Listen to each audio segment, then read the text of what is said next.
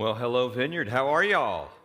Good. Hello, Highlands. Good to see you guys too. Hey, we are in the middle of, well, not really in the middle of, we're towards the beginning of, we launched last week a new sermon series called the Simple Series because life is complicated. Has anybody found life to be complicated? That's kind of this what we say. Well, it's complicated, right? And Jen kicked that off last week with Simple Mom and just really set the series up fantastically. So thank you, Jen, for that. I'm coming to you in preaching this series really as a fellow traveler on the journey of finding simple and sanity in our world and in the rhythms that we live life because, it's complicated. About last year, about this time, maybe a little before, I went and I took a sabbatical, which is basically in pastor world, that's an extended period of time off. And that's pretty typical in ministry world. And the reason it's typical in ministry world is because pastors burn out on a regular basis. I don't know if you know this, but 85% of pastors are in and out of the ministry in 5 years. They just don't last. They burn out. And so that's why they set up this sabbatical thing for pastors to take a break and replenish, because we're not very good at pouring into ourselves. We're really good at pouring out to other people, but not very good at pouring into ourselves. And so I'm talking to you as a person who has his own struggles with that, just because of the nature of my occupation and what I do, but also because of my personality and because the world we live in is complicated. It's not just pastors, though. Really, people in care professions tend to deplete, social workers and all those kinds of folks. And have you ever been depleted? Anybody ever been depleted? Worn out? Exhausted? Overwhelmed? Yeah, what happens when that's the case in your life? Well, for me, I can just talk from my experience. Everything is overwhelming. Somebody comes to me with a problem, I get overwhelmed. Somebody comes to me with an idea, I get overwhelmed. Somebody comes to me with a decision that needs to be made, I get overwhelmed. Somebody comes to me and they want, a relational connection, and I'm depleted, I get overwhelmed. Does anybody relate? Can I get an amen? Yeah, absolutely. Because that's what happens. And I believe at the core of who I am, that's not how God wants us to live. It is not His best for our lives. It is not what He wants for us, because it's a miserable place to live, isn't it? It really is. Now, in recent years, what I have observed is not just pastors and people in care professions find themselves depleted, but it has become a universal cry. Like people everywhere, our culture is burning out. I ask people how they're doing. I'm exhausted. I'm tired. I'm busy. I'm overscheduled. I'm overwhelmed. And I hear this over and over and over again. And it's not just here in this church, and it's not just here in this community. It's everywhere around the world. It seems like culture is spinning more and more in that direction. There was an article in the Guardian newspaper a while back, and the title of it was The Exhaustion Epidemic. And this is what it said. It said, when in 2002, Allison Pearson wrote the book, I Don't Know How She Does It, she exposed for the first time the mayhem and exhaustion of a modern working mother. Jen talked about that last week. Yelps of recognition came from all over the globe. It was an international bestseller. And that was in 2002. But in the short time between then and now, there seems to have been yet another seismic shift. Everybody is exhausted, not just working women with children. We're all run ragged by what social commentators refer to as the breakneck pace of life, or the 24/7 society that never sleeps. What research points to is our inability to switch off and relax. And that is what we're facing at this point in time in our culture. People don't know. I hear this all the time. I don't know how to turn it off. I don't know how to turn my brain off. I don't know how to turn off the input. We don't know how to rest and relax as a culture anymore. And we don't even know. And when we do, we turn on our televisions, right? And guess what? It feels like relaxation, but what do you feel like after you watch a bunch of screen time? More tired, because your brain is continually being stimulated. We don't know, Jen said this well last week, we don't know how to be bored anymore. And our bodies need to be able, and our brains need to be able. I'm sorry, I'm supposed to be reading. I'll get back to this. All right, so where was I? What research points to is our inability to switch off and relax, either because of internal anxieties or those placed upon us by a boss, by society, or by all of these things. The new technological age that was supposed to bring us freedom by allowing us greater flexibility is, in fact, slowly working to destroy us. It is as if we have made a pact with the devil. We are often too tired for guests or dinner out, which means we're too tired for relationships, which is one of the life-giving streams that pours into our lives, but we don't have the energy for it anymore. When we do climb the stairs to bed, our heads are fuzzy with, I love this, with crap Friday night television. We have trouble sleeping, and sex is off the agenda because, yes, we're too tired for that too. And that's the state of our culture. Recent studies show that 2/3 of American workers report being fatigued throughout their work week. We're looking at a societal chronic fatigue syndrome. 72% of women are dealing with anxiety in trying to manage family and full-time work and all the other expectations. Something in our world is broken. This is not God's best for our lives, is it? I do not believe it. As I read the book and as I know God, that He would want us to live this way. Something's broken. Somebody needs to stand up and say, hey, the emperor doesn't have any clothes. Whatever we're doing now, it's not working. It's not working. Now, the more spiritual among us might say, well, you need to read your Bible more and pray more and let God refill you. And I agree, we do. And I'm actually going to talk about that as part of this series because God does replenish us as we connect with Him. But there's something more significant going on. We can do that all we want, but if we live out of rhythm with God's design for our lives, we can do that all we want, and it won't make a difference. Which brings me back to the verse we started this year on, which is Romans 12:2. And it says this, it says, do not conform to the pattern of this world.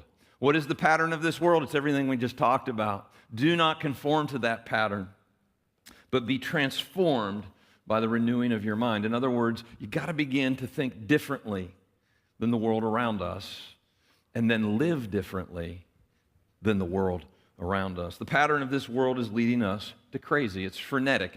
It's run here, run there, busy with work, busy with family, busy with kids' activities. You know, I had a friend, or I had a kid the other day talk to me. Used to be mom's taxi. It's now mom's Uber service, just so you know. And so to run from event, you know, from lesson to sporting activity to this, to that, and our kids are so scheduled that they don't have time for a relationship, and you don't have a time for a relationship with them. And I'm not against kids' activities and kids' sports, so please don't hear me saying that, but I will tell you this, your kid will be better in the long run if they have a relationship with you than if they have a stellar sports career or can play an instrument like nobody else. In fact, a stellar relationship with you is the most significant gift you can give them because they will draw their sense of self from that, their sense of identity and stability from that, and that will take them so much further than any activity that they're involved in. Again, I'm not saying pull your kid out of all activities, but we got to assess the pace of our lives and what we're doing. You know, the pattern of this world is if we can do it, we do. We just add some. We don't even think about it. If it fits on the schedule, if it fits in, you know, we got half an hour here. Let's plug it in because it might be a good thing. And our brains are constantly stimulated, you know? I mean, used to be when I was a kid, we would watch a lot of television. I was one of those kids that watched a lot of television. You can beat my parents up for that later. But now, we have our televisions in our pockets. We just walk around. I mean, it is constant 24-hour. It was the last thing we look at when we go to bed, the first thing we look at in the morning. It is constant input communication from friends, from the news, from our calendar. It is constant. And we weren't made for constant.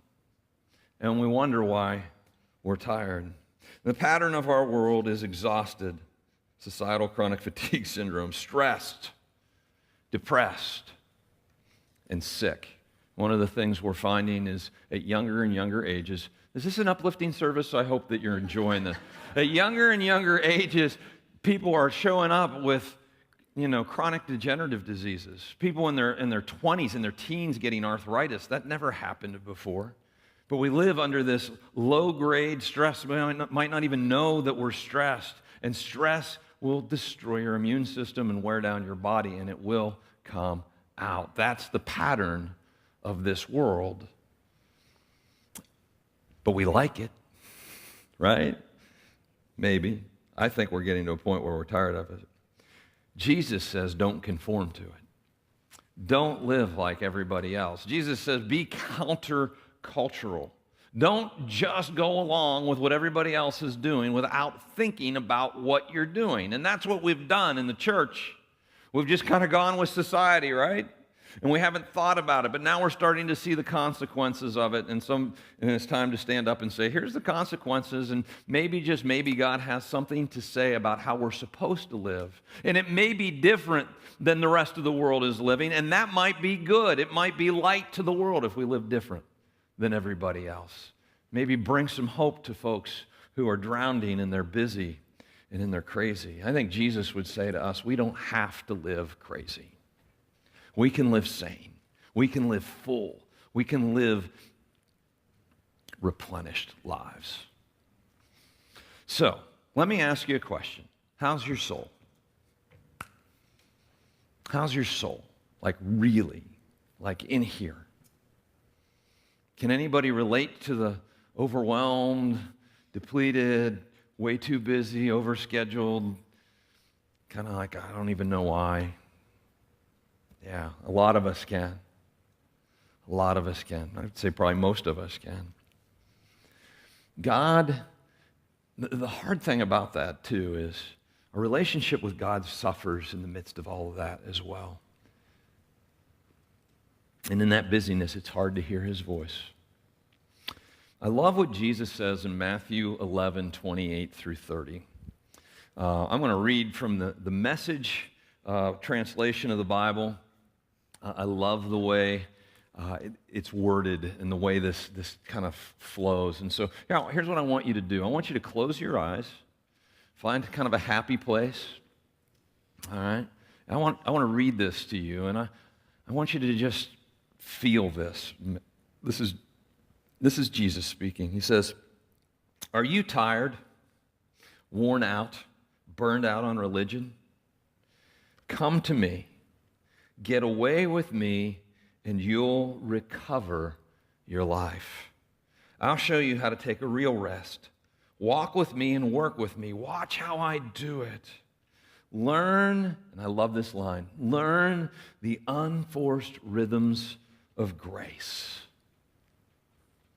I won't lay anything heavy or ill-fitting on you. Keep company with me, and you'll learn to live freely and lightly." Does that sound good to anyone? Anybody up for that? Anybody up for breathing deeply, living free and lightly, recovering your life? The unforced rhythms of grace. And when I read this, it just jumped off the page at me. Like, God has designed life with rhythms. And if we violate those rhythms, we end up paying for it in the long run. And so that's what this series is really about, is looking at the rhythms that God has laid out in his word, that is laid out in reality, cooperating with those, and living how he says rather than just what everybody else is doing. To live thoughtful lives, lives on purpose. As a culture, we are violating God's rhythms, and I think we're simply paying the consequences. I don't think it's a retribution of God. I think this is just what happens when we violate. See, God designed us. I don't know if you're aware of this, but God designed humanity. He knows how we're supposed to work. And then he taught us how to live that way. And when we don't live that way, it's kind of like if you buy a car and the instruction manual says you want to change the oil every 3,000 miles, but you blow that off and you only change it every 10,000 miles, and then you wonder why the engine isn't working the way it's supposed to.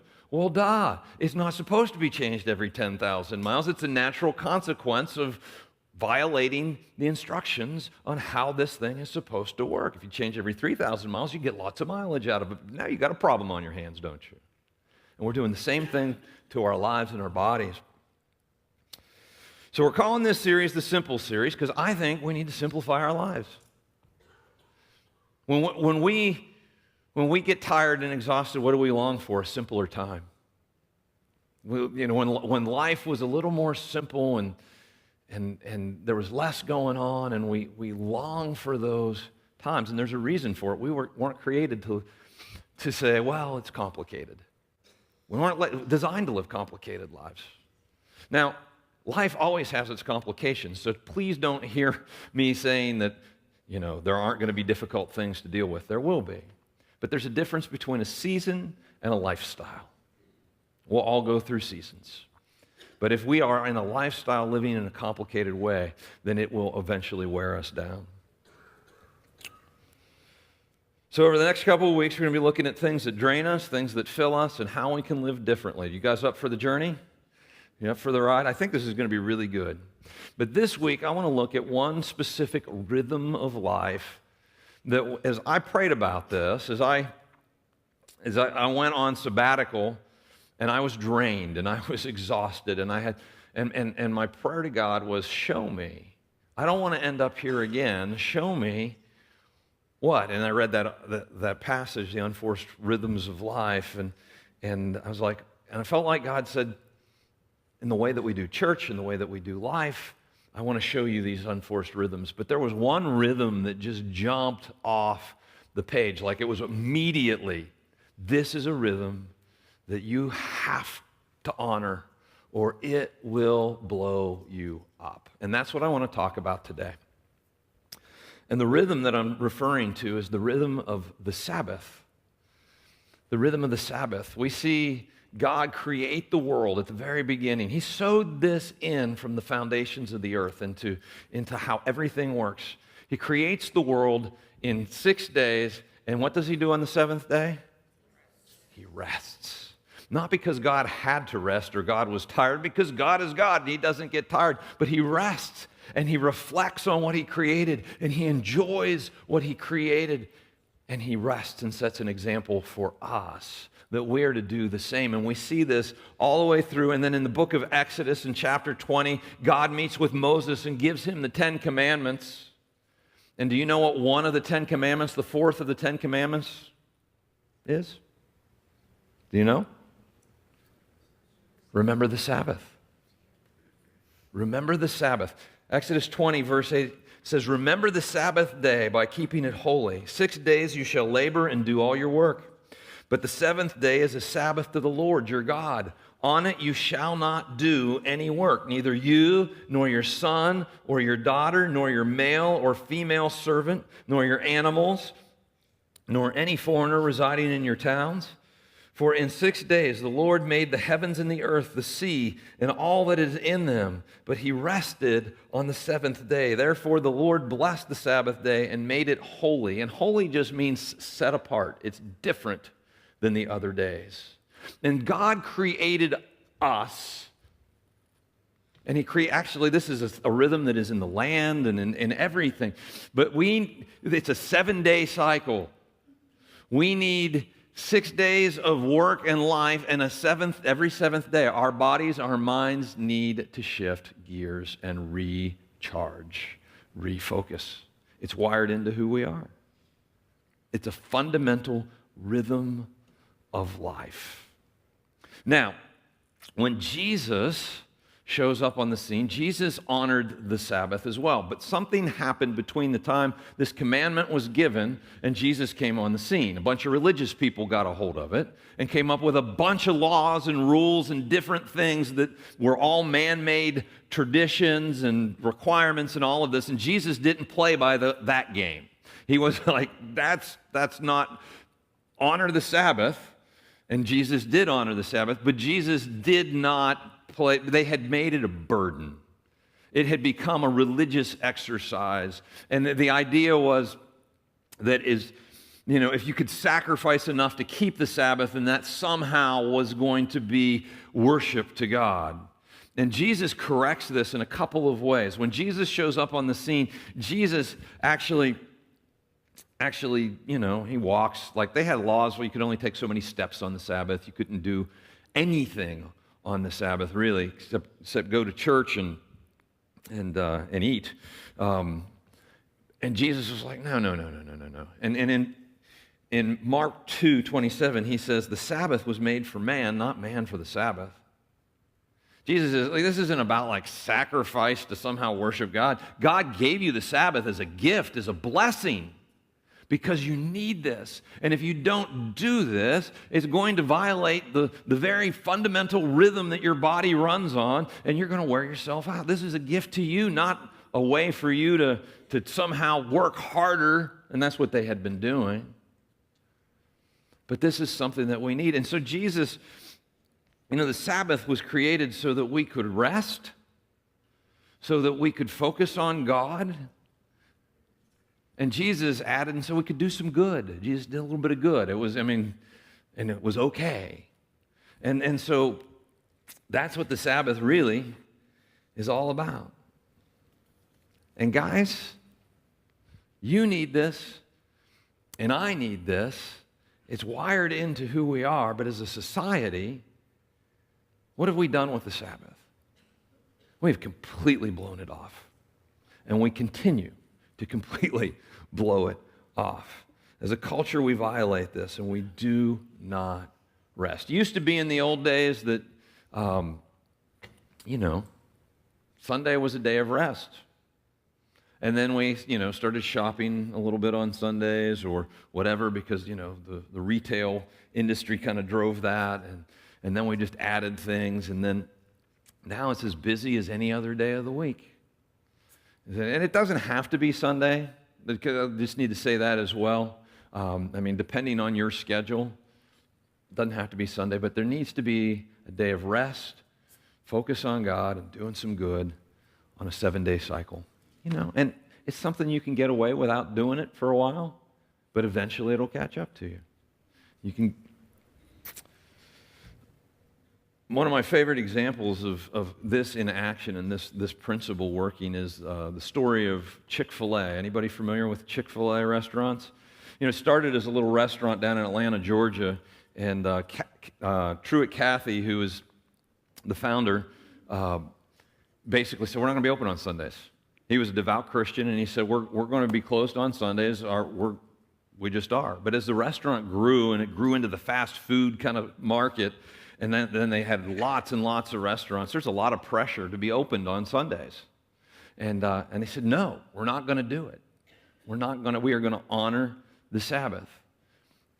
And the rest of the restaurant industry is like, you're crazy. Sunday is the big restaurant day. You are giving up not just 1/7 of your potential income, but more, because Sunday is the big restaurant day.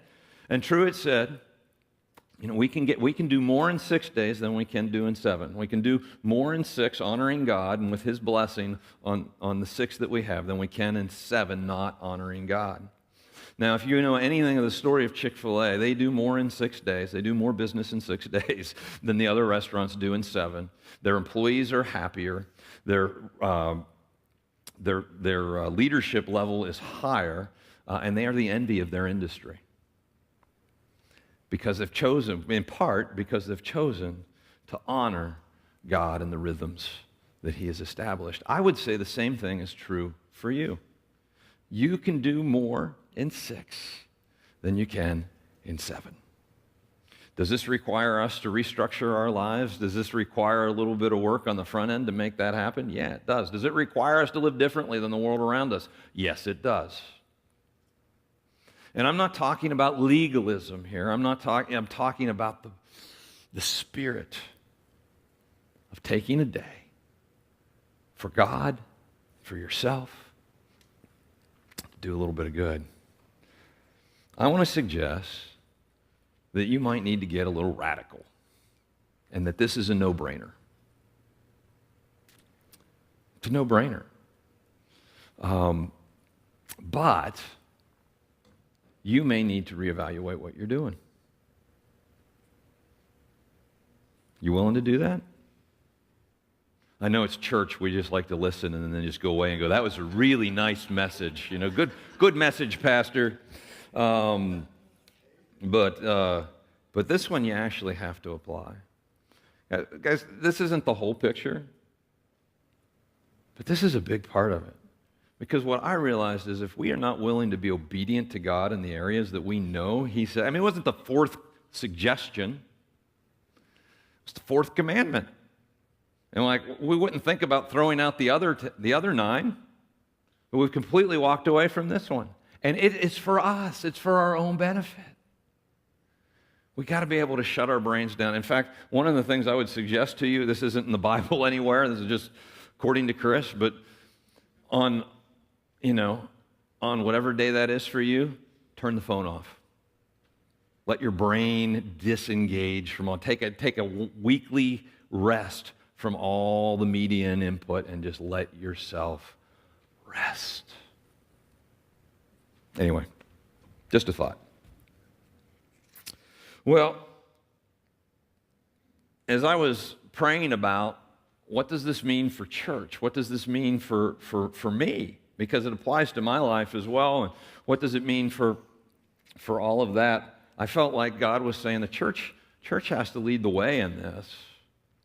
But about 2 years ago, I was looking around at my staff team, and so many folks, almost everybody, was exhausted. A lot of sick people, a lot of sickness going on, a lot of stress. And I'm going, what is going on? And to the point that I actually hired an environmental inspection firm to come in and inspect the building because I thought, well, maybe we have a toxic building or something. Like, you ever heard toxic building syndrome? Actually had them come in and inspect the building because we all spend time here. It's kind of a common denominator. And they checked out the building and everything came back fine. They're like, you're fine. Building's in great shape. No environmental problems whatsoever. And then, I don't know, it's probably 6 months later that I began the process of going on sabbatical, something like that. And so I'm like, God, what is it? What's going on? And he brought me back to this idea of a day of rest. Now, I will tell you this, we have, for probably the last 6 years anyway, we have taken Fridays off, and we've called it our Sabbath. We closed the office down. Nobody's working. Friday is Sabbath. But here is what we've discovered for our team. What do you do when you have 1 day off during the week on that day off? You mow the grass. You go to the DMV. You run to the doctor's office. You got to go to the bank. You got to take care of all the stuff that you can't take care of the rest of the week because you're working. And so it's a catch-up day. And so for 5 or 6 years, we've been saying, we are keeping the Sabbath. And you know what God told me? You're not keeping the Sabbath. That's not a Sabbath. And you're not building your family because when you're off, your kids are in school. And we have a lot of young families on the team. And when you're on, your kids are home. You're missing them. And that's part of it. That's part of that family is a big part of Sabbath. It's like, well, God, what do you want to do? And he said, well, this isn't working. He said, we're burning out people, including yourself. And you're violating my word. You're violating my unforced rhythms of life, the gift that I've given you, and the rhythm that I want you to live in. Well, what I realized is that I can't lead you guys, and our team can't lead a church well unless we're healthy, and we're strong, and our families are good. In fact, one of the best gifts that we can give you is having healthy, strong families as a model for you all and living life differently than the world around us. And where and when, and I'll challenge every single one of us to this, where and when God gives us the grace to show us that our lives are out of alignment with what He has for us, with His commands and His word, then we have to do whatever we have to do to realign our lives. That is, do I need to say that again? Does that make sense? Wherever God shows you that your life is out of alignment, you have to realign your life with His Word. Because He's right. He's right. So we're going to get radical, and we're going to do something that's going to kind of change things around here a little bit in leading the way. And what we're going to do is, as of June 3rd, let me just put it this way, June 3rd will be our last Saturday night service. We've been doing Saturday night service here for 17 years. I started the Saturday night service 17 years ago. So you can do this for a while, you just can't do it forever. And that is a radical move. Churches do not shut down viable services. You just don't do it. And people, I was telling a friend of mine the other day about this, and he's like, was it, is Saturday night struggling? No, Saturday night is a viable service. It's a great service. But our team is struggling, and some of our volunteers are struggling, and we're violating God's basic rhythm. And so I'm excited about this. I think it's going to be so good for our church all the way across the board. Because here's what I know. God has an amazing plan for this church. God has called us to plant campuses regionally and impact multiple thousands of people for Christ in this community and in our region. But we can't do that from a place of exhaustion and a place of disobedience. We have to do that from a position of health and strength and obedience. And I believe we can do more in 5 than we can in 6. One of the things that's a principle from heaven above is that you can do more with less. You can do more with less. It's a principle. We see this in the area of stewardship and giving. When you talk to anybody who tithes faithfully, and they will tell you you can go further with 90% in God's blessing than you can with 100% without it. You can go further with less in God's blessing if you will surrender the surplus to God. And so I am really excited. Now, a couple questions that folks have asked. One, are we going to add a Sunday service to make room for folks from Saturday night? The answer is no. We have room in our Sunday services. They're great, but we got room. We could put another 100 people easy at the Highlands at 10 o'clock, and in fact, I'm going to suggest that that's the first place you look, 10 o'clock at the Highlands. That place will be electric with that many people in it. And we've got room here. We're going to pack our services. If you've been here at Christmas or Easter, you know what a full room feels like. And so we're going to pack our rooms, and then we'll add an additional service, or we'll add an additional campus as God leads and as the need requires it. Guys, this was a hard call. This is a call that we realized would affect some people in the area of convenience, other people in the area of just might not be able to come because of work schedules or whatever else. And so I need you to know that it was not decided without a lot of prayer, without a lot of consideration. And I felt like what God told me in all of this is if we don't do this, we will if we do this, we're going to let some people down. But if we don't do this, we're going to let a lot more people down in the long run.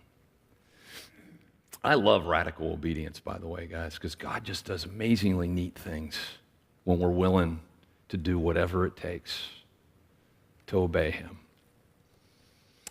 So for some of us, for some of us, if you're a Saturday night regular, this is an inconvenience because you have your pattern, you have your whole rhythm set up, and so I understand that, and I want to challenge you and encourage you to give it some time and create a new rhythm in your life. Make Sunday morning a priority. Put it on the calendar. Be there week in, week out. It will begin to feel normal pretty quickly. Block it out. It's not something just to fit into your schedule. It's something to put on your schedule and fit other things around. And I want to challenge those of us that have other obligations on Sunday mornings to a few things. If you got kids involved in sports and they're playing on Sunday mornings, and you come on Saturday night because that's what works, I'm glad that it works. But I want to challenge you to be bold with your faith and with your coach. And, again, make this a priority. Say, my family's available after 11. We'll be there then. But church is a priority. And you will be teaching your kids something so valuable that they will carry with them into the rest of their lives, and you'll be making a statement. And you don't have to be weird about it. You don't have to be weird about it, but you're just saying, this is the priority in my life. And for those of us that work, I want to challenge you to pray hard. Pray hard. Invite God to speak through you.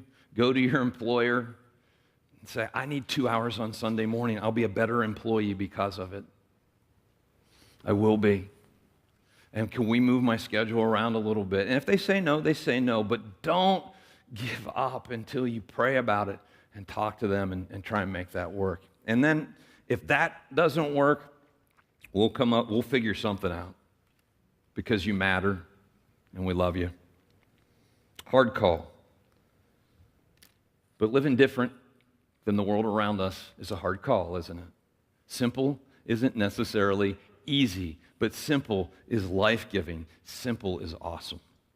Now, one of the things that I want to do as we go through this series, we're going to be in this series for this week and another 4 weeks beyond, is I want you to think through life as you're making your decisions from the perspective of, is this simple? Is this going to give me life, or is this just going to complicate things? And so we've made a reminder for you. It's this blue wristband, and on one side it says, keep it simple, just to remind you.